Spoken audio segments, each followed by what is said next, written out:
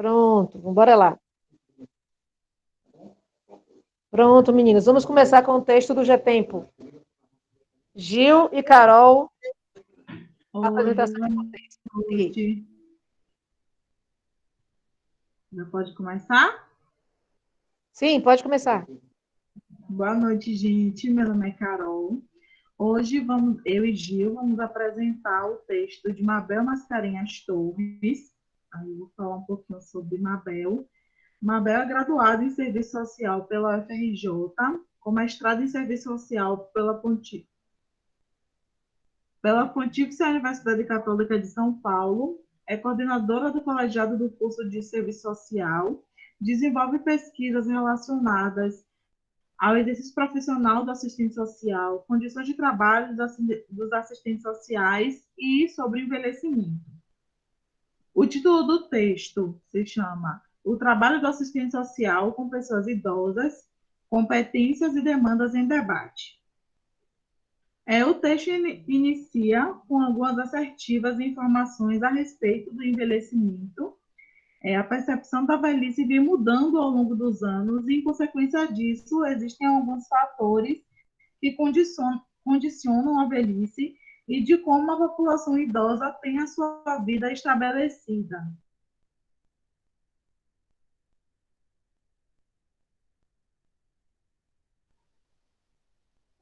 Ah, meu Deus. Estão conseguindo ouvir? Estamos. Tudo de boa. Pronto, que aqui apareceu um aviso. Quando se analisa o processo de envelhecimento, de acordo com os dados estimados que o texto traz pelo IBGE, algumas características chamam a atenção. A taxa de fecundidade, que está estimado em 1,77 filho por mulher, 9,80% da população brasileira tem 60 anos ou mais, e 9,90% dos idosos estão com 80 anos ou mais.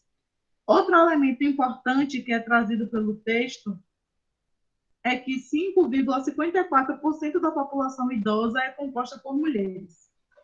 É perceptível, a partir desses dados, que o envelhecimento ocorre de forma precoce e sem nenhuma garantia à vida.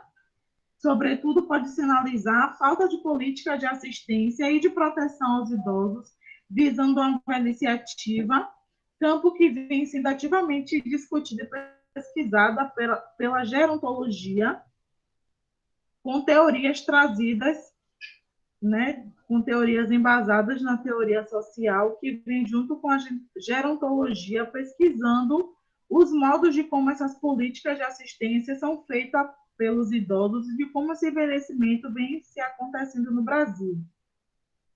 Apesar da velhice se constituir como um processo biológico, atribuir um significado à velhice... Atribuir um significado à velhice e observar como a sociedade interage com os idosos. E, com isso, existem condicionalidades, como a classe social, o contexto social e histórico, o acesso aos serviços das políticas sociais, a saúde, a educação, a previdência, a aposentadoria.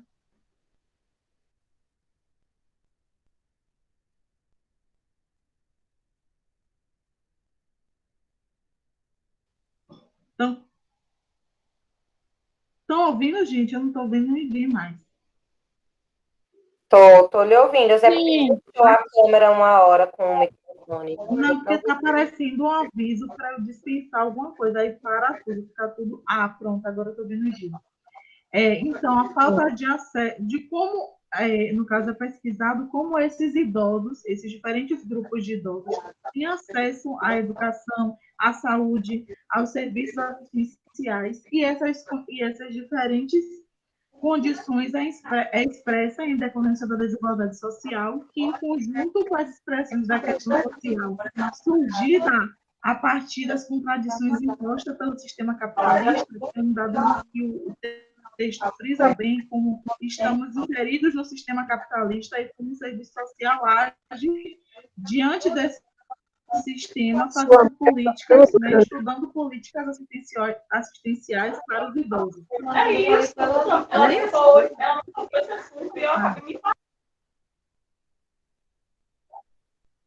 E como esse sistema capitalista forma uma teia complexa, desigual e hierárquica, que se insere a velhice no Brasil. E eu pesquisei alguns dados, porque o texto frisa bem nessa parte do sistema capitalista, e existem várias faces da gente observar essa desigualdade, de como a velhice se insere no Brasil, de que o Brasil tem, em média, esses dados eu pedi a ajuda a Gil e a Maria, porque a gente está fazendo a pesquisa no PIBIC sobre envelhecimento, e coube bem falar dessa porcentagem, é que o Brasil tem 28 milhões de pessoas idosas, que representa 13% da população do país. Porém, desses 13% da população do país, não se tem uma contabilidade exata, né, da porcentagem dos idosos que residem em zona rural. Se tem muito pouca informação ao acesso da porcentagem desses idosos que são velhos negros, que são velhos LGBTQIA+, então são informações muito defasadas ainda, que a gente não consegue ter acesso. Uma das contradições desse sistema capitalista se dá pelo acesso da população idosa aos serviços das políticas públicas, que, em sua máxima, né, oferece a longevidade e ampliação da qualidade de vida dos idosos. Então, por que é tão defasado e dificultoso esse processo, esse acesso aos idosos a esses serviços de políticas assistenciais? Justamente porque não é vantajoso economicamente ter um país que gaste muito em previdência, que é ainda um assunto bem, que tem várias opiniões, e é muito desgastoso, né? Precisa de muita pesquisa para se falar sobre previdência social, ainda mais no Brasil.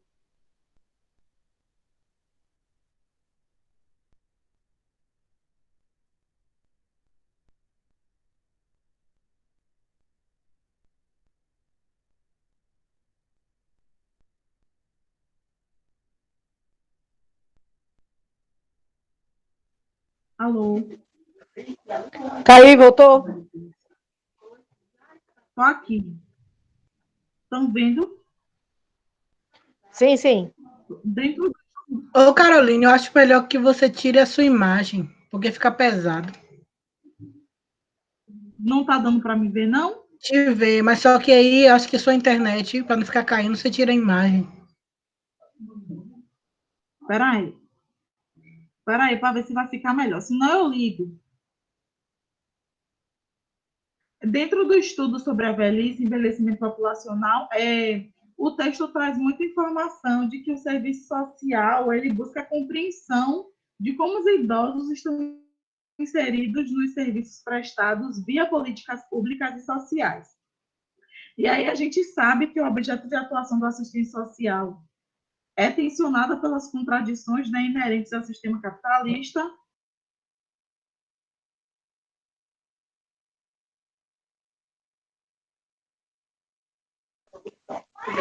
Veja se você não está batendo direto no seu fone, no seu microfone, neguinho.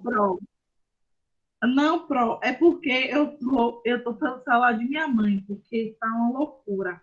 Aí ele fica toda hora desligando e fica um anúncio, dispensar, não sei o que lá, não sei o que lá. Aí eu tenho que ficar dispensando para poder ativar de novo. Mas tá dando para entender, né? Tá dando sim. Então, pronto. Aí outro dado que o texto traz é o serviço social, a atuação do serviço social, né, que é de compreensão de como os idosos estão inseridos nos serviços prestados via políticas públicas e sociais. Sabemos que o objeto de atuação do serviço social, isso é que a gente escuta desde as matérias do primeiro semestre, né, que o serviço social atua nas tensões, nas contradições inerentes da sociedade capitalista, né, nas expressões da questão social, resultas do sistema capitalista, na contradição capital-trabalho, e de como a organização estrutural desse sistema é inconstante. Porém, sempre dentro da configuração, né, de burguês e proletariado, de opressor e oprimido, sempre dentro desses tensionamentos. E daí, emergências, né, vão se adequando à situação em que se encontra o país. O texto traz bem a compreensão da gente entender em algumas partes de como não existem novas expressões da questão social, e sim emergências que vão se adequando à situação do país e expressões que não foram resolvidas antes e que estão aparecendo agora, que estão surgindo agora e que precisa ser combatida. Ele traz uma passagem para a gente compreender primeiro a atuação do serviço social logo de primeira. E aí o texto traz as especificidades que tem o serviço social brasileiro, tanto na parte econômica quanto social, e que, para embasar a forma profissional do fazer profissional, o serviço social se alicerce em 3 dimensões: teórico-metodológica, ético-política e técnico-operativa. Eu, como sou, né, estudante do 3º semestre, teria que, teoricamente, ver essas 3 dimensões agora. Então, eu pesquisei, vi vídeos, li o texto para poder compreender antes de passar o que o texto fala. E, basicamente, cada uma dessas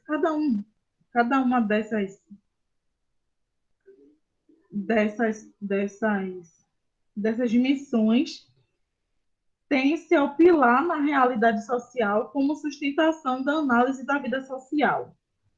Foi uma coisa que eu bem entendi, você, a partir das especificidades, né, da sua localidade, enxergar a realidade social de forma embasada. Tem embasamento para, a partir dessa realidade social, você agir no seu fazer profissional.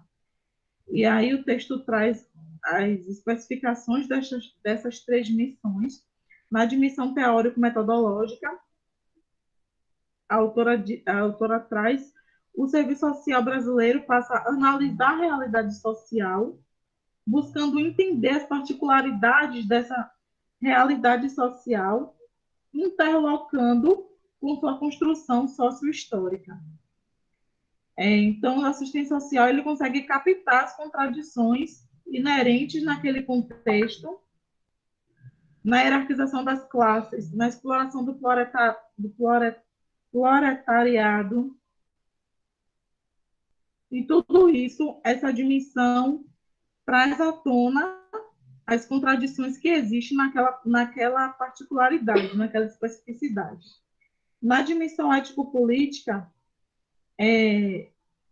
pelo que eu pude compreender, o projeto ético-político determina a direção profissional, centrada muito nos valores profissionais, nas lutas e nos posicionamentos políticos.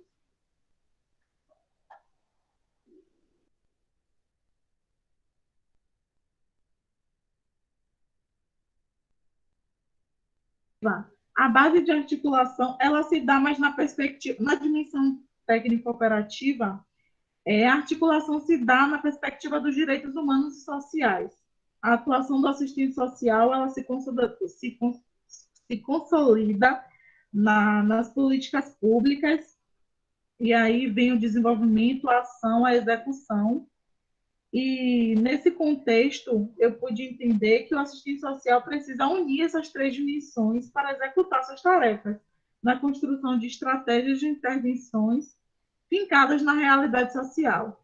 Então, não adianta você ter um instrumento técnico se você não tem o embasamento, se você não tem a acessibilidade do olhar, né, particular para aquele indivíduo ou para aquela situação, lindando, interlocando com sua realidade social e articulando com as políticas sociais que existem e com seus instrumentos de trabalho. E isso foi o que o texto quis trazer. Se tratando na prática profissional com a pessoa idosa, há uma realidade social, né, que precisa ser desconstruída.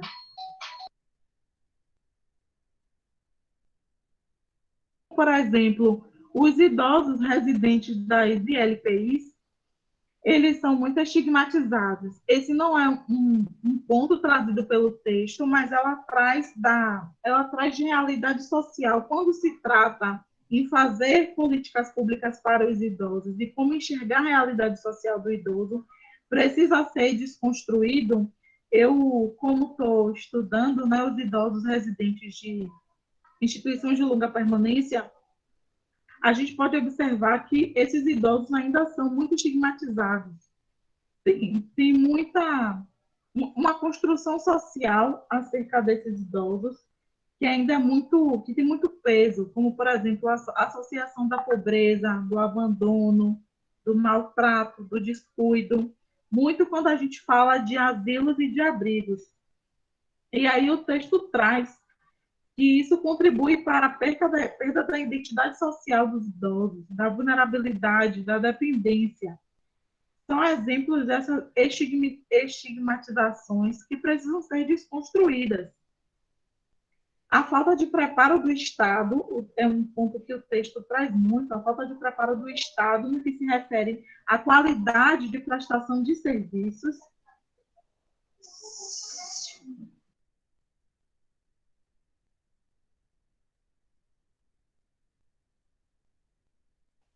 E está ouvido porque parou de novo. Desculpa. Então sim. Ah, pronto. E assim, para mim, no apanhado geral do que eu pude ver o texto com as minhas pesquisas, né? Porque eu gostei muito do texto, que embasou basicamente o que eu estava pensando, é que o assistente social é a profissão que mais se depara com essas especificidades, e foi até uma coisa que as reuniões do PIBIC chegaram a essa conclusão, que a assistente social é que está mais na linha de frente desse estudo, dessas especificidades, porque são questões muito tênues e que a gente tem acesso, a gente tem o estudo, mas infelizmente ainda há muito despreparo do Estado quando se trata de políticas assistenciais para os idosos, muita falta de conhecimento técnico, né, e de informações que estão muito voláteis, informações necessárias, mas que estão muito soltas e que a gente não tem essa coleta de dados para construir um estudo, né, mais embasado e que possa realmente intervir na qualidade de vida desses idosos. A gente percebe muito a desigualdade social, né, devido ao sistema capitalista, e que está presente em todos os campos da vida. Então, os velhos é um segmento que está mais na questão vulnerável, né? E dentro dos segmentos de ser velho, existe a questão de raça, existe a questão de classe, existe a questão de gênero, de sexualidade, e que são informações que, infelizmente, não chegam a nós. Classificam os velhos como um grande grupo e as informações são muito gerais, então fica realmente difícil dar assistência, porque nem todos os velhos precisam, né, necessitam de uma mesma política de assistência, existem especificidades.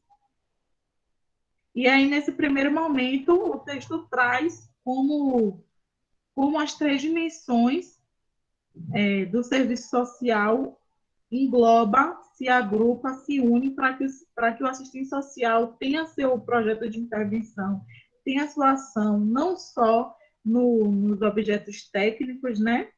Mas sim na sensibilidade, no olhar para a realidade social, no entender a particularidade de cada idoso e de cada indivíduo, né, que você está lidando, também muito baseado na perspectiva dos direitos humanos, nas leis, e tudo isso se une para fazer profissional. Agora eu vou passar a palavra para a Gil, para ela concluir o estudo do texto.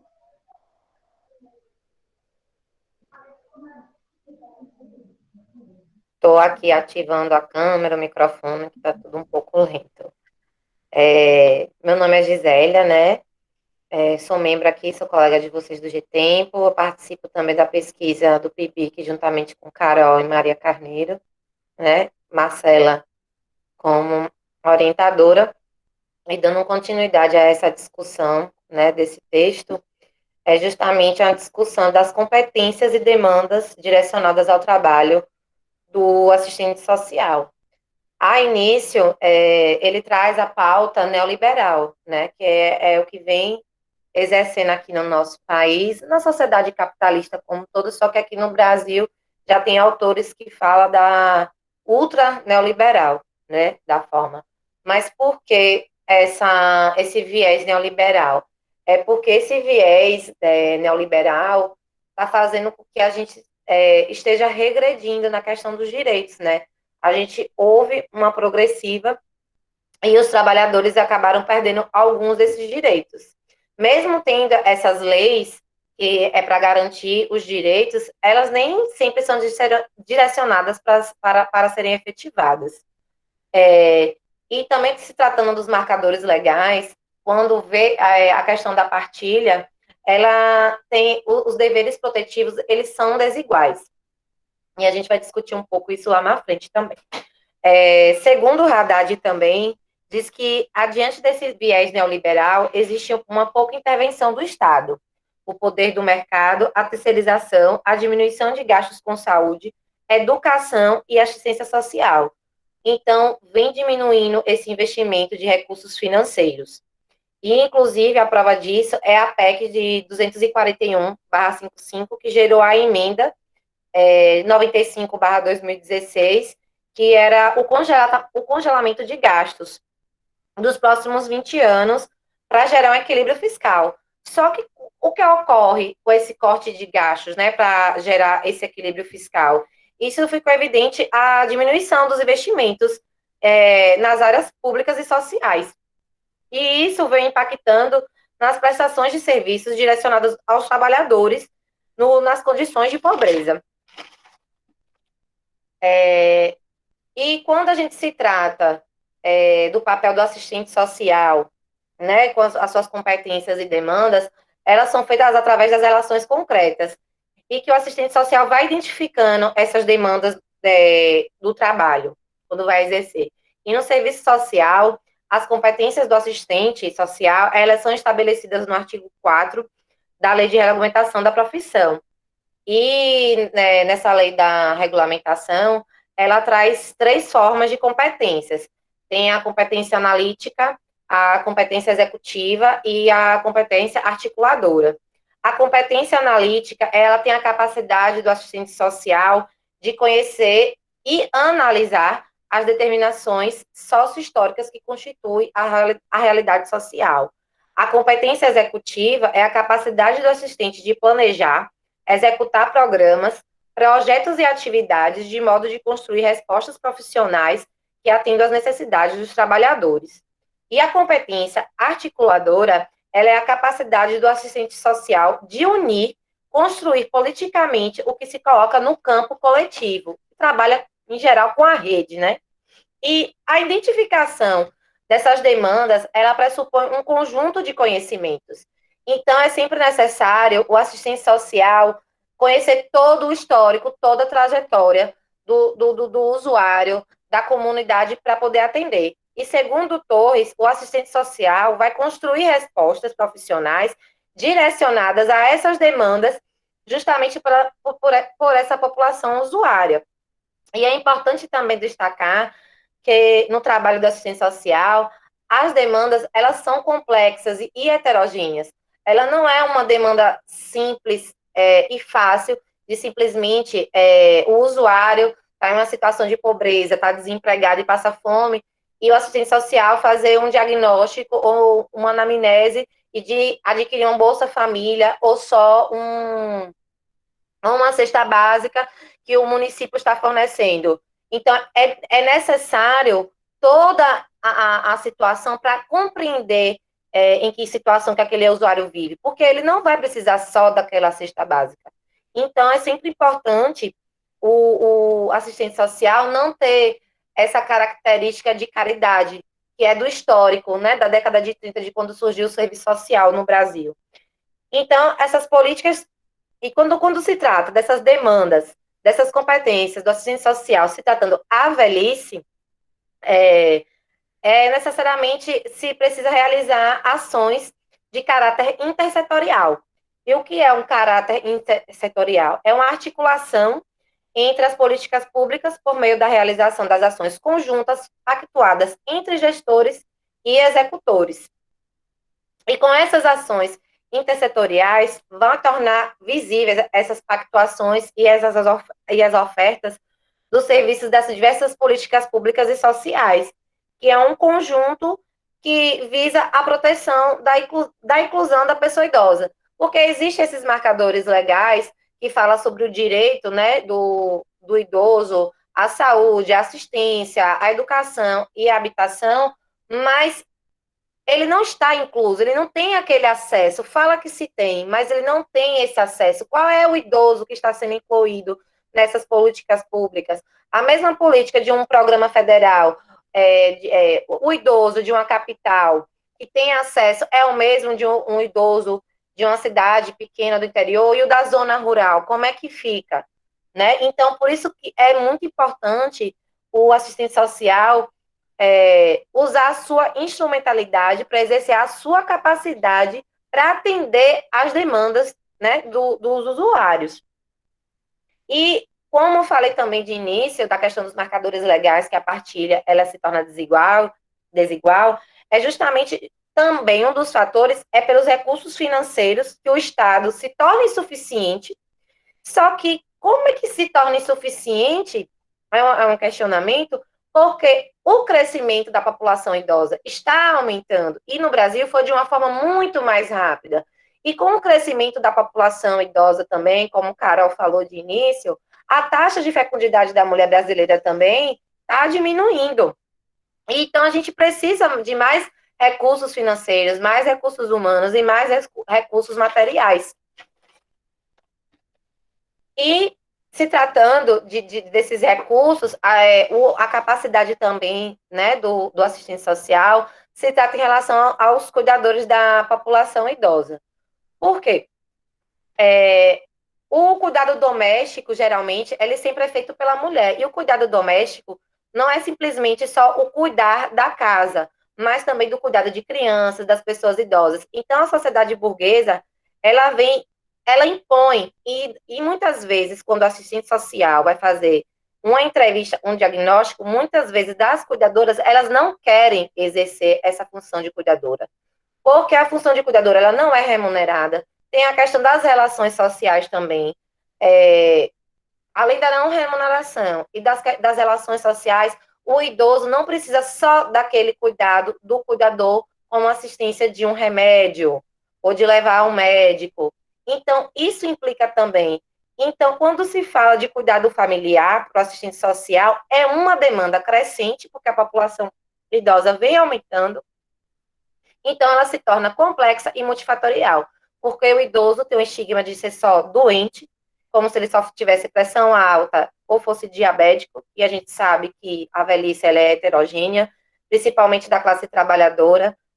Hoje o aposentado vive em condições precárias, e por conseguinte, o assistente social precisa fazer essa análise a partir desses eixos de informação.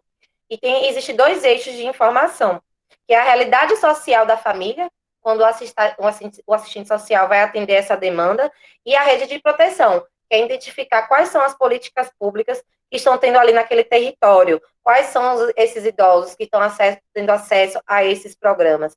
Então, assim, resumindo e finalizando, o assistente social, ele tenta exercer, através dessas políticas públicas, a qualidade de vida de cada usuário. E nessa questão também do texto é sobre os idosos que estão se tornando invisíveis no nosso sistema neoliberal. E é isso, gente. Obrigada.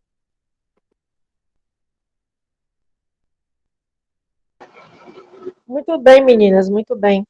Eu queria destacar algumas coisas aí rapidinho no texto.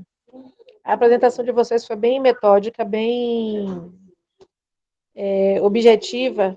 Se as pessoas quiserem falar alguma coisa também, rapidamente. Só destacar essa relação entre as particularidades, as políticas públicas e a compreensão do coletivo do envelhecimento, certo? Então, a gente já estudou isso, a gente sabe que cada velho é um velho diferente, então tem as particularidades.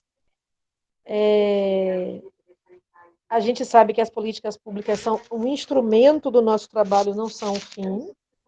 E a gente também precisa não esquecer que, embora a gente trate as particularidades, a gente tem que entender o envelhecimento como um fenômeno social. Então, ele é coletivo, né? Ele é agregador, as decisões têm que partir desse pressuposto do coletivo. Não dá para trabalhar o velho a partir só do velho, mas sem entender como esse velho envelhece, também não dá para trabalhar. Então, tem esse mosaico todo para a gente operar. Esse texto ele tem muita coisa para a gente peneirar. E as meninas, eu concordo, Amanda, que as meninas apresentaram bastante bem. Vocês têm algumas considerações para fazer? E ele é muito bom para os 2 planos de trabalho de vocês duas, né? Sim, sim. Eu até quero ler o restante desse livro aí. Só que não deu, né? É um período muito curto. Mas ele tem informações ricas. Inclusive, esse capítulo ele também é de um grupo de estudo de trabalho de assistente social. Também gostei muito. Eu só queria destacar um negócio aqui que eu achei interessante, que fala muito bem também do momento, né, da pandemia. Estão me ouvindo? Sim, estão ouvindo. Amanda, pode falar. Sim, fala assim: o isolamento social se configura como um afastamento social e pode levar a uma ausência de proximidade e relações de reciprocidade e convívio social entre vizinhos, familiares, amigos, diminuição de saídas de casa ou, quando acontecem, são associadas ao ato de cuidar, que comprometem a interação social do cuidador. Eu achei isso bem interessante, né? Porque dá para associar a questão natural que esses idosos já vivem, né? E essa questão da pandemia, exatamente, que exige uma outra forma, que esses cuidadores se comportem de uma outra forma. Teve um relato de uma colega minha, que a mãe dela era cuidadora, porém não fazia parte da área da saúde. Aí ela teve que correr atrás da prefeitura, da Secretaria de Saúde do município, para conseguir tomar essa vacina. Porque a idosa que ela cuidava já tinha sido vacinada, mas ela não achavam que ela se enquadrava nesse grupo de prioridade. Então, ainda tem essa questão das poucas pessoas que estão ao lado desses idosos, ainda passam por todo esse sistema de desmonte do Estado, que não prioriza eles também nada. Então, é só isso. Sim, Amanda, realmente. O Estado, se você olhar as políticas públicas voltadas aos idosos, nenhuma tem falando em relação aos cuidadores. Inclusive, os cuidadores de idosos não é nem reconhecido como profissão, ele é registrado na carteira como profissional doméstico, eu esqueci o nome agora, que é o mesmo da empregada doméstica. Ele não tem esse reconhecimento. Então, na verdade, se a gente olhar então, se a gente olhar toda essa conjuntura, não só de cuidadores, a gente está disperso, entendeu? Diante do Estado. O Estado, às vezes, traz esses marcadores legais, mas se a gente for olhar, é meio que para dizer que tem. Mas quem é que está executando? Quem é que está tendo acesso? Quem é que está tendo direito? É muito lindo se você ler o Estatuto do Idoso. O idoso é para ser cuidado pela família, a comunidade e o Estado. E a família que não tem condição de cuidar do idoso, né? Vai para uma instituição de longa permanência. Agora, compare a precariedade de uma instituição de longa permanência de Cachoeira para uma privada em Lauro de Freitas. Totalmente diferente. Quem são essas pessoas que têm acesso? Entendeu? Então, o Estado, ele é burguês. Ele traz esses marcadores legais, mas, momento algum, a gente, como trabalhador, a gente não tem acesso à garantia de saúde, de moradia, de cultura. Nada, são poucas. É só um disfarce, digamos assim, né?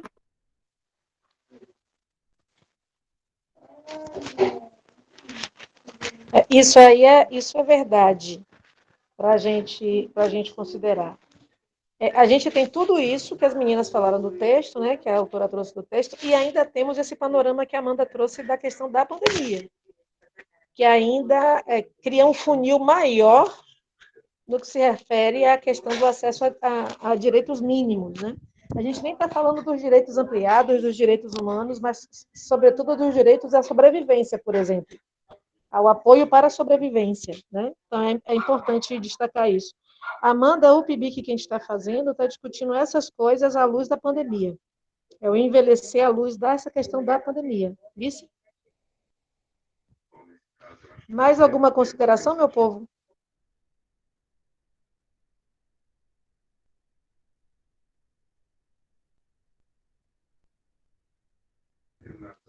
Parabenizar aí as meninas, então, Carol e Gil, que estão no PIBIC, que estão nessa maratona também aqui do G-Tempo, e é importante que seja desse jeito. E aí queria chamar as meninas que vão apresentar o texto de educação. Estão aí?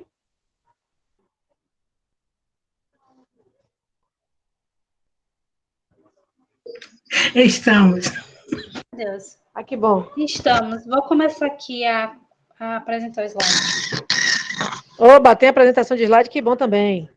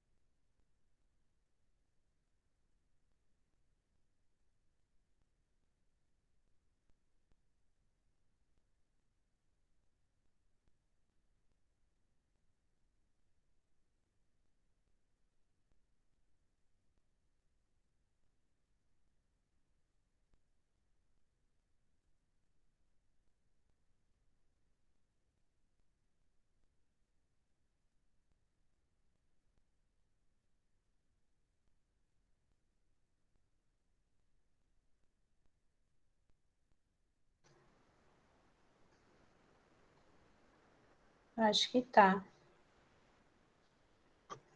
Deixa eu ver. Pronto, apareceu, Carol. Meu microfone tá ligado, né, gente? Tá, sim. Ai, meu Deus, meu notebook tá doido. Quer que eu tente espelhar? Ou você fica aí? Aí, Carol, já espelhou aí, deixa isso aí mesmo.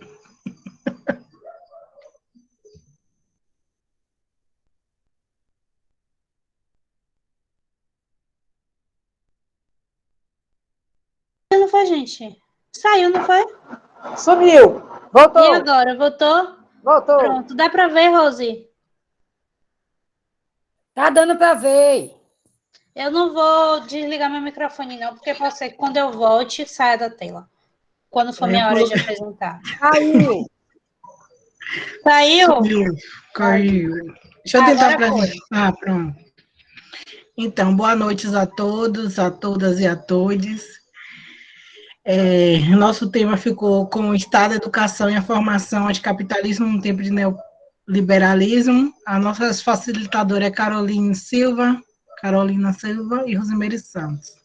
Pode passar, Carol.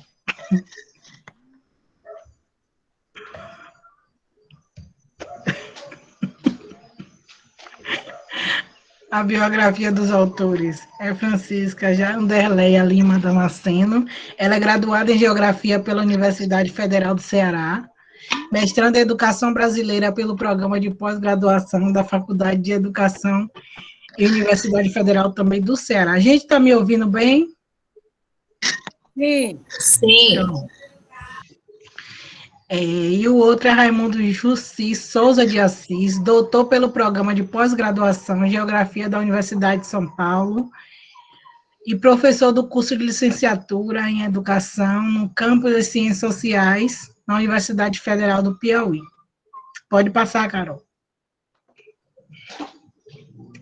Bom, gente, eu costumo utilizar um pouco de slide configurando com algumas realidades das imagens, porque eu consigo compreender mais assim.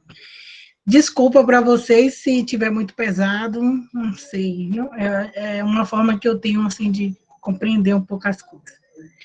Então, aí a gente traz as notas da concepção do Estado, né? Esse artigo, ele traz algumas discussões para analisar a relação entre Estado e a formação de professor, a educação formal como parte inerente do processo de reprodução da sociabilidade capitalista, a partir da política educacional mediadora pelo setor público e privado. Esses documentos são elaborados como um macro regulatório no sistema educacional brasileiro, do sistema de ajuste do arauto do liberalismo. Pode passar, Carol. Então, no nosso texto, inicialmente, ele traz uma citação desse autor, Walter Benjamin, e do livro da Crítica da Violência e a Crítica do Poder, que foi publicado em 2003, e ele vem falar dessa institucionalização do direito, é a institucionalização do poder. Nesse sentido, um ato de manifestação imediata é um ato de manifestação imediata da violência. Então, esse autor, ele quer trazer, né, que o Estado, ele tem um sistema de controle sobre a nossa sociedade, onde sempre os prejudicados somos nós, né? Somos nós humanos. E ele fala que o Estado, ele sempre tem que agir com uma violência sobre nós, né? Ele precisa sempre de um instrumento para ser usado dessa maneira opressora. Ele sempre tem que ter uma maneira opressora de oprimir, e essa opressão, ele vê, quem sofre é a nossa sociedade. Pode passar, Carol. Adiante eu vou explicar mais. Pronto. Esse presente artigo, ele também contribui pelo pensamento anticapitalista dos professores, a partir da crítica à concepção da educação promovida pelo Estado, a política educacional e os parâmetros exigidos pela formação de professores nas instituições de educação formal em uma democracia neoliberal. Então, no outro texto já se falava até um pouco, né, dessa educação neoliberal, né, que é um meio de alienação, de exploração de trabalho, que o Estado, ele vem colocando sobre a sociedade. E é preciso que nós possamos estar organizados, né, diante dessa situação, porque senão, à medida que se vai avançando, por exemplo, mesmo estamos acontecendo um retrocesso de perdas de direitos, então é preciso mesmo que nós possamos nos posicionar, nos articular. Aí esse autor, Walter Benjamin, ele fala que nós precisamos se articular como forma de manifestação. Precisamos saber elaborar, né? Saber se organizar, até mesmo para promover as greves, porque hoje, até quando se fala assim de greve, qualquer índice é derrubado pelo atual governo. Pode passar, Carol. Bom, aí ele fala, né, que, em suma, não defendemos aqui o final das universidades, nem das escolas públicas, no seu sentido da reunião com a finalidade de ensino e aprendizado. Pelo contrário, alteramos o foco central para o novo ângulo de diálogo que os professores podem oferecer a essa instituição, ao relacionar como processo histórico que se passa fora dela e envolve todas elas. Se a formação humana do professor exige de tanta capacidade, a profundidade para desneutralizar as formas de violência e poder, que nos empurra para todos os tipos de adaptação, com essa catástrofe de destinos oferecidos pela vida moderna neoliberal. Pensar sobre o Estado, política, educacional, formação dos professores nesse tempo de crise do capitalismo. Então, esse autor, ele vem, pode passar, Carol, ele vem trazendo, ele vem apontando algumas armadilhas que o Estado, ele tem tentado colocar para a sociedade com essa inclusão dessa política neoliberal, que ela vem tentando adentrar, foi tentado no ano passado, quando se falava daquela escola também sem partido, e houve várias manifestações, né? Então, esse autor, ele tem falado sobre essa violência que esse Estado ele tem colocado sobre a sociedade. E aí ele também vem falar dessa privatização, esse meio que a todo custo querem privatizar, né? A quem será beneficiado, né? Então, desde os anos 90, tentavam privatizar as escolas públicas. Daí, essa conta... aí é um corte muito grande, tanto na saúde quanto na educação. E por trás disso, esses trabalhadores, eles passam a viver uma jornada exaustiva de trabalho, principalmente no ensino, e à medida que esses professores eles começam a ter uma exaustão de trabalho, eles vão passar a ganhar menos e ter que trabalhar muito. E daí vem a má qualidade na educação. Então, ele também mostra, né, que a sociedade torna-se violenta e esse poder que se dá, o Estado pode ser legitimado. Essa violência também pode ser usada como forma de poder e essa acumulação em massa. Então, essa acumulação em massa, ele fala sobre os empresários, né? E existe várias empresas que estão se articulando para essas privatizações acontecer. E na medida que essas privatizações elas acontecem, a nossa educação ela se torna cada vez mais pior.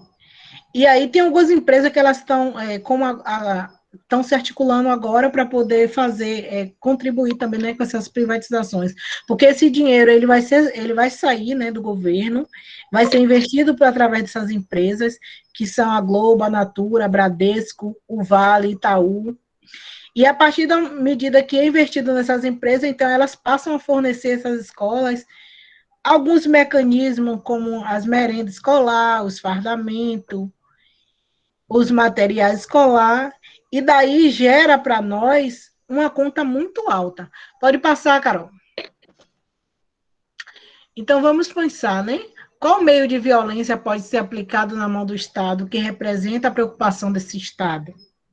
Pode passar, Carol. Então, aí, como já tinha citado, virá essas consequências do neoliberalismo, como a privatização de ensino, a subordinação e a profissionalização, a reforma do ensino médio, a aceleração e aprovação escolar, a formação da mão de obra barata, a avaliação externa da educação. Pode passar, Carol. Como isso está acontecendo? E de que forma isso nos afeta? Pode passar, Carol. Pronto. Daí, o marido de Marcela, Karl Marx, ele já vinha falando sobre isso há muito tempo, né? Que o Estado é uma forma de política que deriva dessa forma a mercadoria. O Estado é uma forma política também que participa do processo de acumulação do capital, a partir da intervenção que faz o controle da grande massa do humano e está no território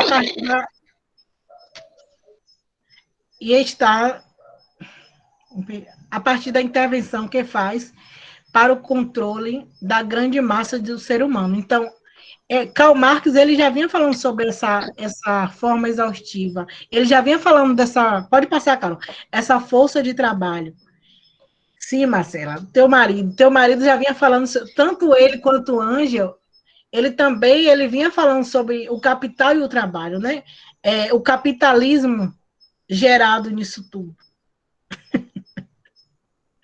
Então...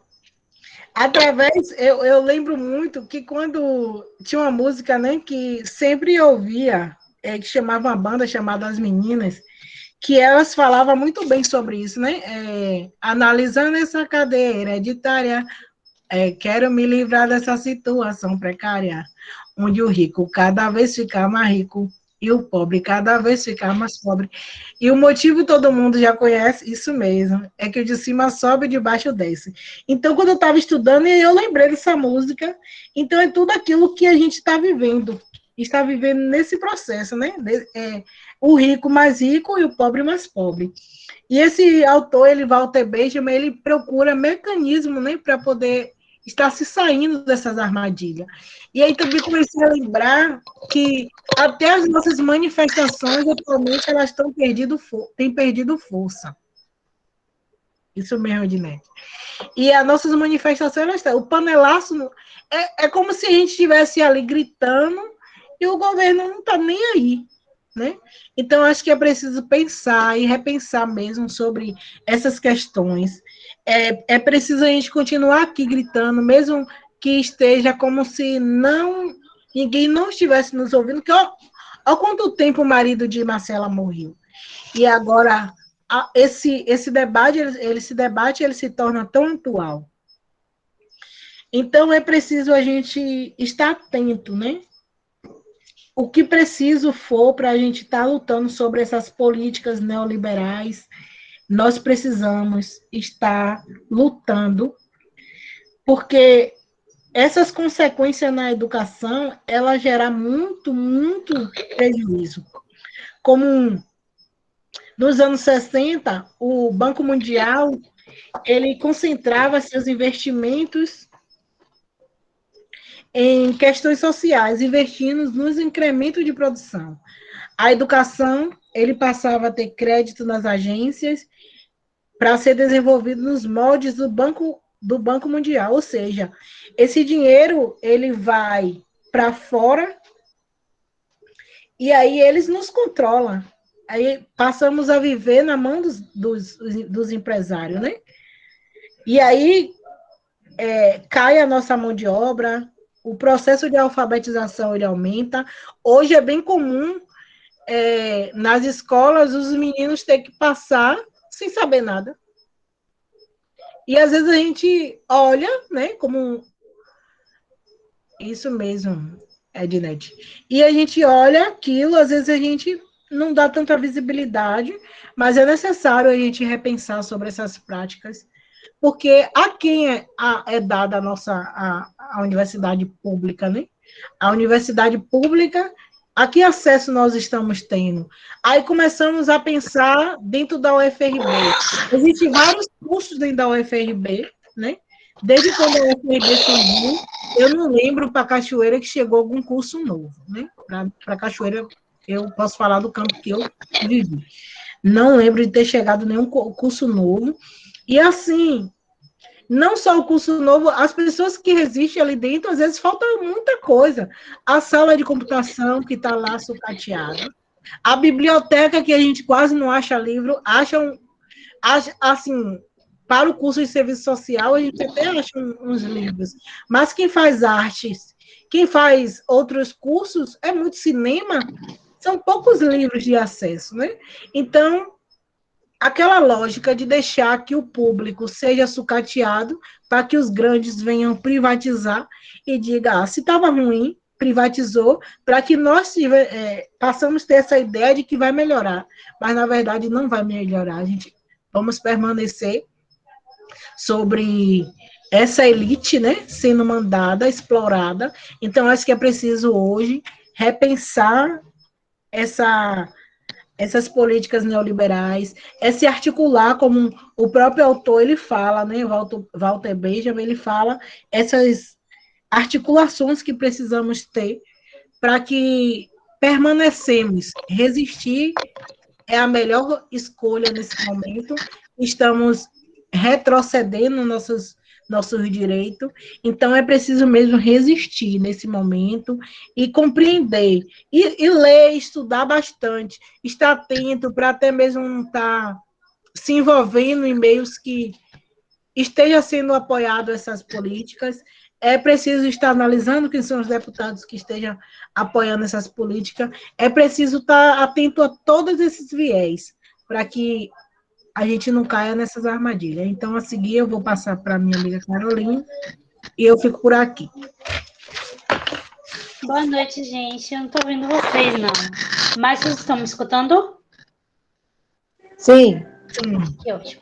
Então, esse artigo, né, ele é curtinho e aí ele é dividido em 2 tópicos. O segundo tópico é política educacional, educação e cidadania para a sociabilidade capitalista. E é bem interessante, né, porque Rose, ela começa falando sobre o capitalismo, né, sobre o neoliberalismo, de uma forma, assim, geral, né, ela trouxe na fala dela e ela, não só na fala dela, mas também no texto, né, fala um pouco sobre educação, mas é nesse tópico que a gente vai adentrar mais sobre esse assunto. E assim, quando a gente fala sobre o capitalismo e sobre o neoliberalismo, né, que é a intervenção do Estado, a gente lembra que o neoliberalismo, ele surge, né, com a ideia de um Estado não interventor, com a ideia de um Estado mínimo. Só que a gente sabe que, na realidade, esse Estado mínimo, quando ele age, ele age na intenção do capital. E também a gente sabe, por experiências, né, por leituras, que o que muda o mundo realmente é a educação. Então, como é que eu posso dizer? O pilar da sociedade, vamos dizer assim, a educação, então é ali que o Estado ele vai negligenciar, né? É ali que o Estado ele vai mexer. Quando Rose ela traz a questão de que em escola muitas crianças elas passam sem aprender nada, é verdade. E já começa a partir daí, né? A gente fala muito da questão da universidade e tudo mais, mas já começa a partir da alfabetização. E isso é um negacionismo.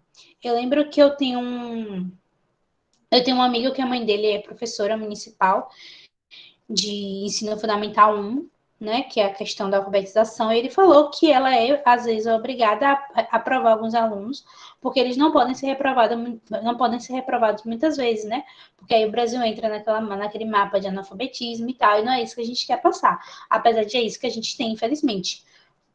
E aí eu trouxe para reafirmar, né, algumas falas que eu vou fazer, algumas citações.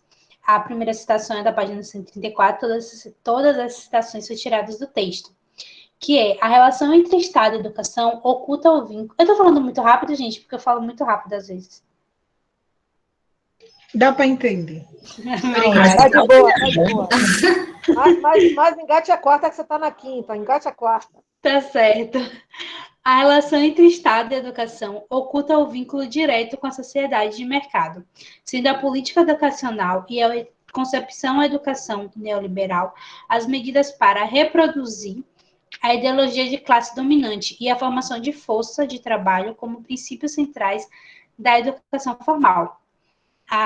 Em seguida, né, tem outra citação que fala: assinala Gentili, que é uma autora que os autores abordam no artigo, assinala Gentili que o programa de reformas educacionais amparada pelo neoliberalismo, por exemplo, expandiu-se progressivamente em boa medida nos países da América Latina. E eu não sei, né, e eu acho, na verdade, eu não sei não, né? Eu acho interessante a gente afirmar e relembrar que o Senai, né, que é um programa do governo, que até mesmo é um programa do governo, né, que dá aos jovens a oportunidade de primeiro emprego e cursos, né, foi criado justamente nessa ideia, né, de pegar o proletário, especializar para alguma área e a gente continuar ali sempre servindo ao capital. E outra coisa também que é muito interessante, que fala nessa primeira citação de classes, é porque a educação ela faz com que a gente, às vezes, perca a noção de qual classe a gente está pertencendo. Então, às vezes, a gente continua como proletário, mas porque a gente tem um técnico, ou então porque a gente tem um superior, a gente acha que a gente não faz mais parte daquele movimento, daquela classe, e então a gente não precisa lutar junto com ela. A gente não precisa participar de sindicatos, como a própria Rosa falou inicialmente, né? Então, a educação ela é primordial para o neoliberalismo, para o capitalismo, né, e para o negacionismo mesmo do Estado. Então, quando eles, como é que eu posso dizer? Quando eles, qual é a palavra? Quando eles ferram, não é ferram a palavra certa, né? Mas quando eles negligenciam a educação, eles conseguem ter uma superioridade, um controle, eles conseguem ter um controle total sobre a sociedade, né? Porque sem educação a gente sabe que a gente não consegue ir muito longe. Outra citação que eu trago é da página 137. É preciso ainda ratificar que o fechamento dessa concepção, que tem como saída teórica o conceito de educação separado da prática social, ou concebendo a sociedade de maneira harmoniosa, constrói, ao negar a literatura da sociedade dividida entre classes, uma leitura que, primeiro, estimula o desengajamento radical necessário por parte do educador e de todos na luta por uma sociedade sem classes sociais. Segundo, reforça em todos que educam a perspectiva liberal individualista, que analisa o indivíduo como a menor partícula da comunidade nacional. Essa citação me fez lembrar de Jaislane, eu acho que é Jaislane o nome dela, que ela já fez algumas participações aqui, né? Ela era do GT, né? E ela já fez para a gente, ano passado, ela fez algumas lives. E eu lembro que ela falava muito sobre a questão da contextualização na educação. Porque não adianta, isso me marcou bastante, né? Porque não adianta a gente aprender energia cinética sem a gente trazer para os alunos sobre o que é energia cinética, onde está a energia cinética no nosso dia a dia. Não adianta a gente trazer um assunto que o aluno vai olhar e falar, nunca vou usar isso na minha vida, eu não vou querer aprender isso. Então, a questão da contextualização e da individualidade é muito importante. Oi, Pró? Foi Jamile. Ah, Jamile, isso mesmo. Eu confundi com Jaislane. E aí é muito importante essa questão da individualidade. A individualidade do aluno e a individualidade mesmo, né, da comunidade, porque como Gisele falou, ela estava falando em relação ao envelhecimento, né, em relação à educação também existe, porque eu moro em Cruz, Cruz é uma cidade que é totalmente diferente de Salvador, que é diferente de São Paulo. Então, a educação de São Paulo, a educação de Salvador, tem que ser uma educação diferente para Cruz, porque é uma questão de contextualização, de história, de movimento e tudo mais, né? Então, isso é um fator importante para que as pessoas evoluam também. Que a educação, ela é em tudo, ela está contextualizada em tudo, né? Do nosso dia a dia. E aqui, né, a outra citação que eu trago defendemos a formação do professor, entendido também como pesquisador, não isolado da vida criativa e intelectual transformadora da realidade social. Acreditamos que a educação para resistência tem que revelar as possibilidades de rupturas com as estruturas tradicionais de educação, que toma como propósito maior a reprodução dos conhecimentos científicos em subterfúgios de saberes setorizados. Eu acho que essa citação ela vai muito de encontro, né, com a questão do que Rose falou inicialmente, que ela me deu uma introdução perfeita, né, que é sobre a escola sem partido, né, e aquela questão de você não do Estado não querer pessoas pensantes, eles não querem professores críticos, porque professores críticos geram alunos críticos, que geram a sociedade crítica. Então, você pode pesquisar, né, mas não trazendo tanta crítica para a sala de aula. E a gente vê muito isso quando a gente vê, né, no governo, principalmente no atual governo, os cortes das pesquisas, os cortes das bolsas das pesquisas, a não valorização da pesquisa, principalmente quando a gente fala de pesquisa mesmo social, porque a pesquisa das áreas, né, da nossa área é uma pesquisa que tem uma crítica muito grande.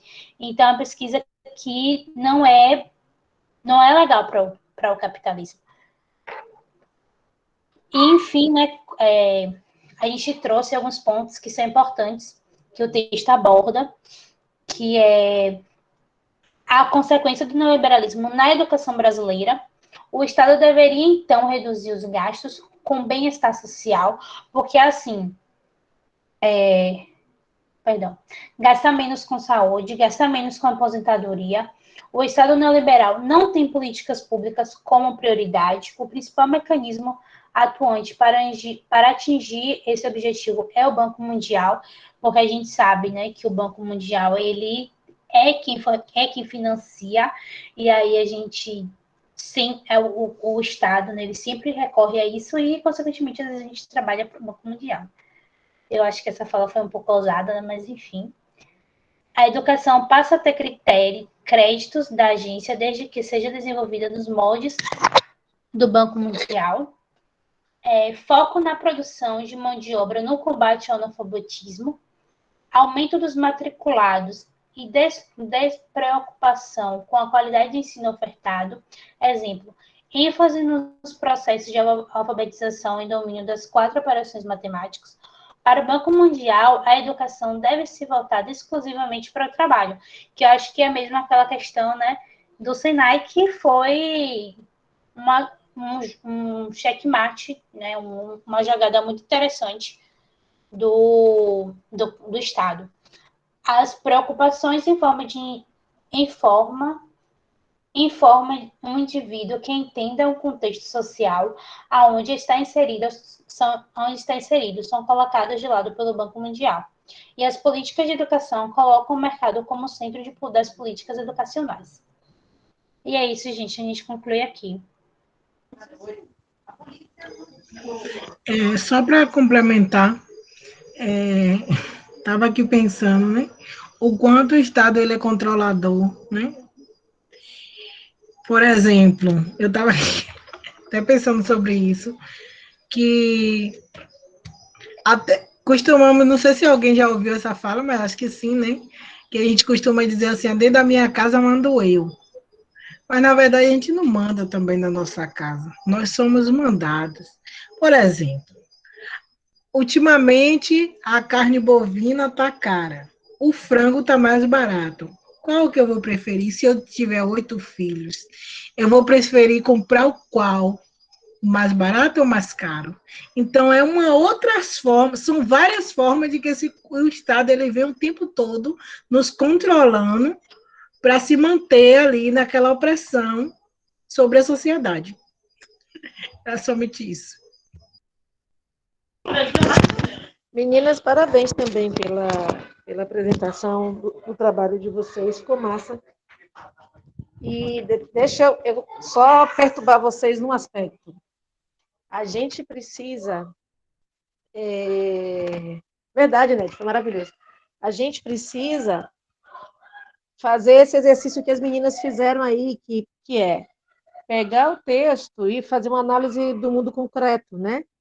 Incluir as observações sobre a UFRB, fazer uma leitura, isso que faz com que a gente não esqueça o conceito de forma nenhuma. Então, esse exercício é muito importante para que vocês possam desenvolver cada vez mais a criticidade. Esses 2 textos, eles são muito ricos de informação. Então, eu sugiro a vocês que leiam com mais atenção. Eu posso explicar. No texto anterior sobre envelhecimento, não se falou sobre particularidades? Falar sobre particularidades não é estar centrado nas necessidades individuais. Beleza?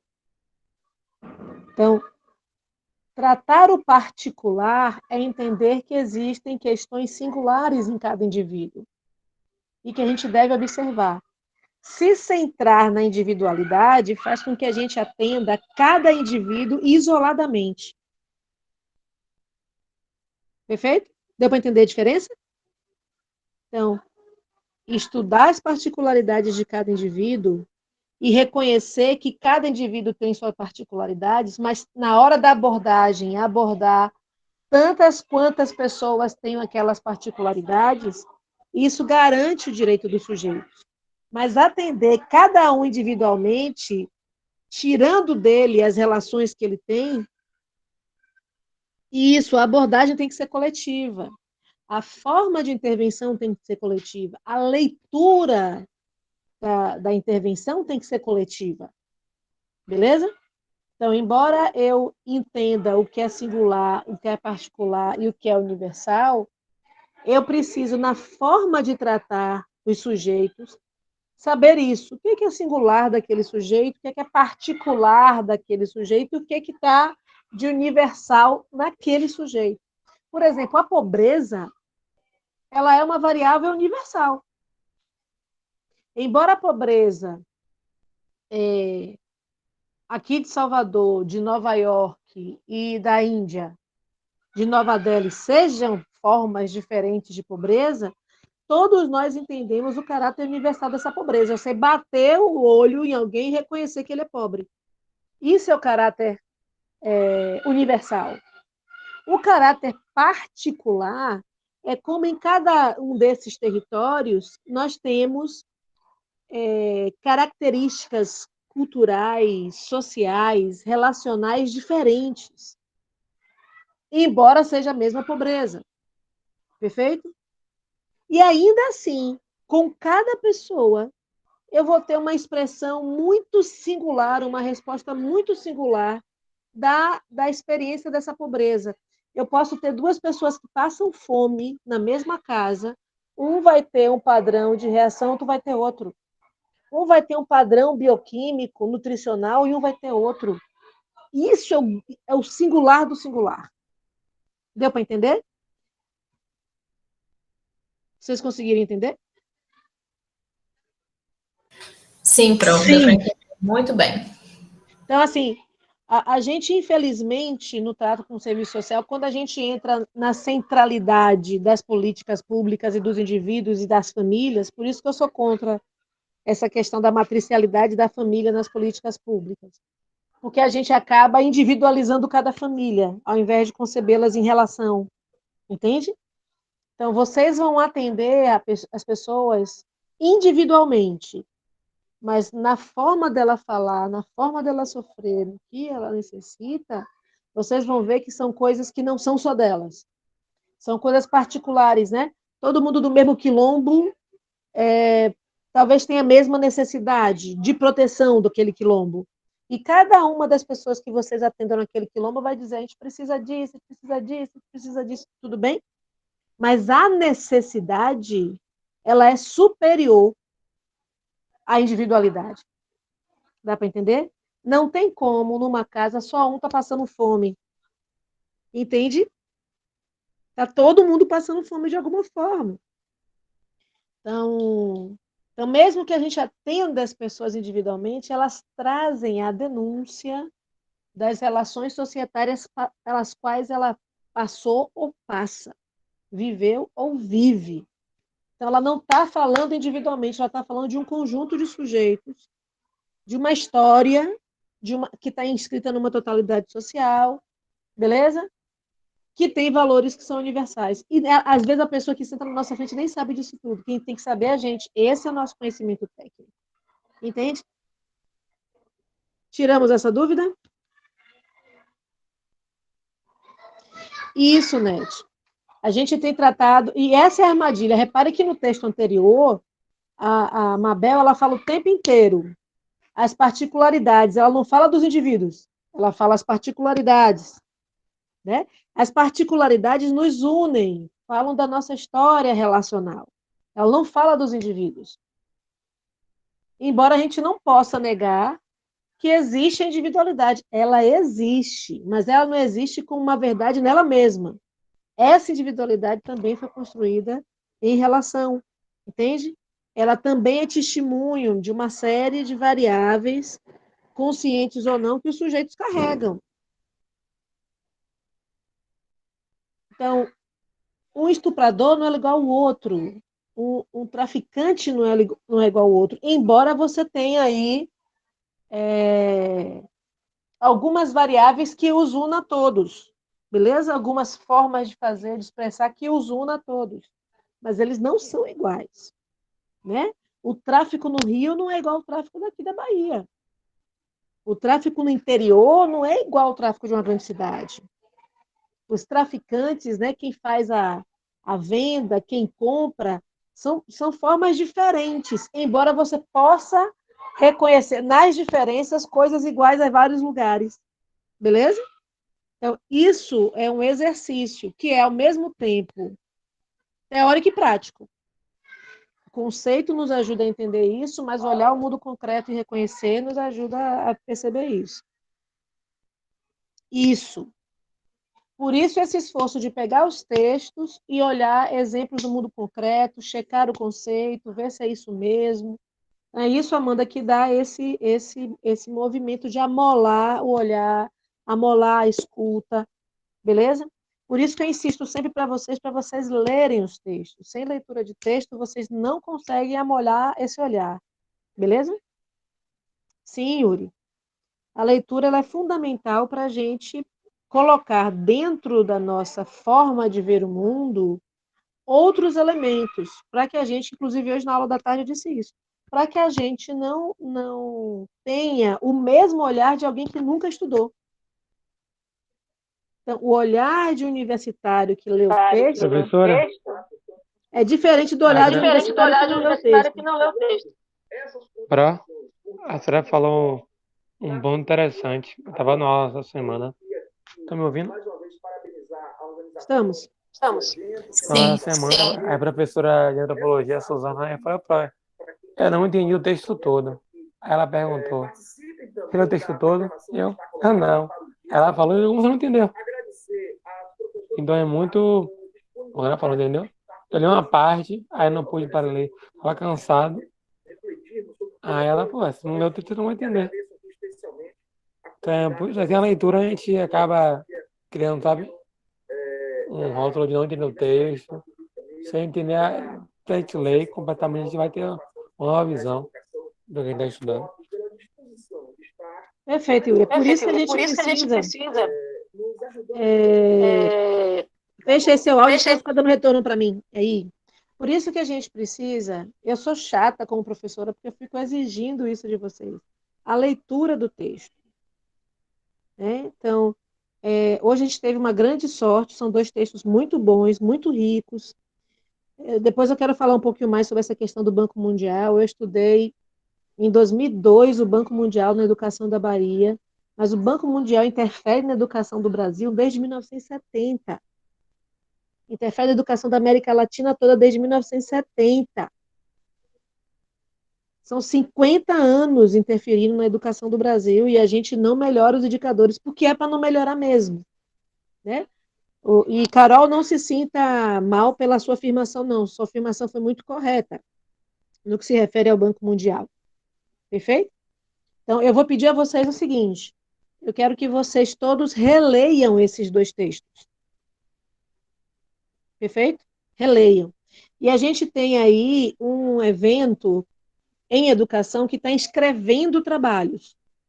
Então, eu queria convidar vocês, a partir do debate de hoje, né, dos 2 textos, os 2 textos a gente pode lançar mão de coisas sobre educação, e sobre compreensão de mundo, e sobre socioeducação, e sobre formas de fazer leituras do mundo, sobre espaços formais e não formais de educação, por exemplo, a instituição de longa permanência é um espaço não formal de educação, né? Então, Yuri postou no grupo, eu vou pedir a você, viu, Yuri, que reposte, porque a gente tem um prazo para mandar trabalhos. Eu acho muito importante que todos vocês mandem trabalhos para esses eventos. Isso é bom para o currículo de vocês, isso é bom para o movimento da gente do grupo de pesquisa, mas, sobretudo, isso é um ótimo exercício de escrita, certo? Então, eu vou pedir a Yuri que mande nos 2 grupos e que a gente... Vou corrigir, Yurinha, porque eu estou focada no negócio com o pessoal do TCC, daqui a pouco mesmo eu tenho reunião com o pessoal do TCC. E queria convidar vocês, no dia 27 e dia 28, a gente vai ter defesas de TCCs, né? Eu gostaria muito de convidar vocês a participarem das defesas, para vocês verem como é. Eu hoje não pude ver a de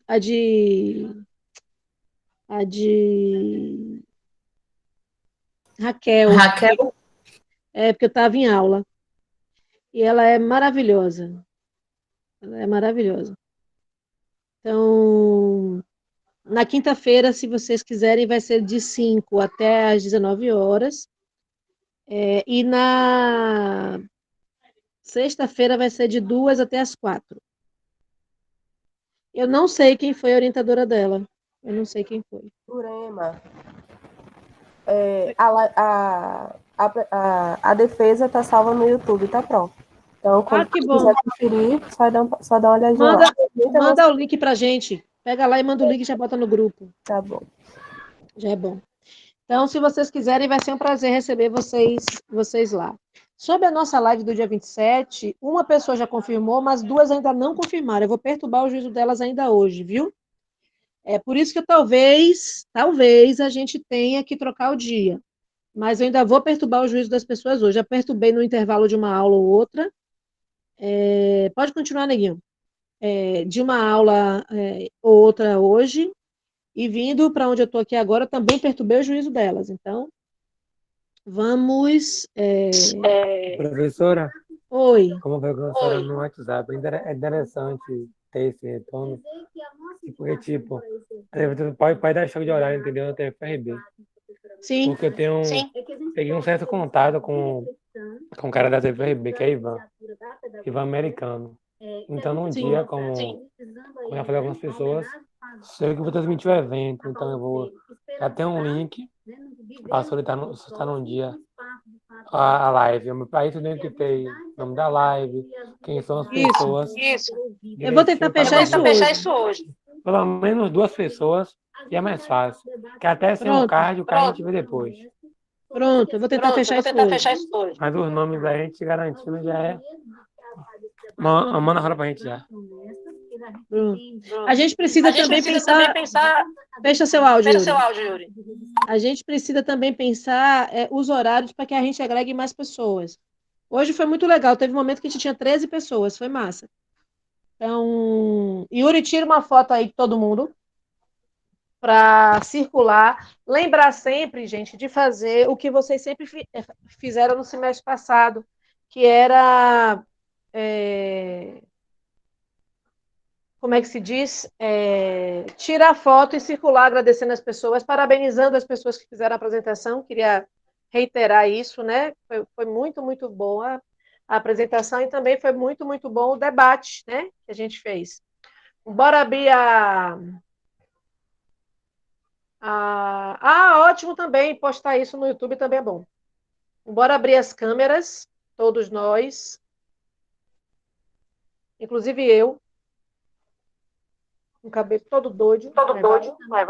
Nós que trataremos dentro da UFRB. Às 4 deram show. Às 4 deram show. Abre aí pra gente ver todo mundo. Ai, Josi tomou banho. E ter a esperança. Muito bem.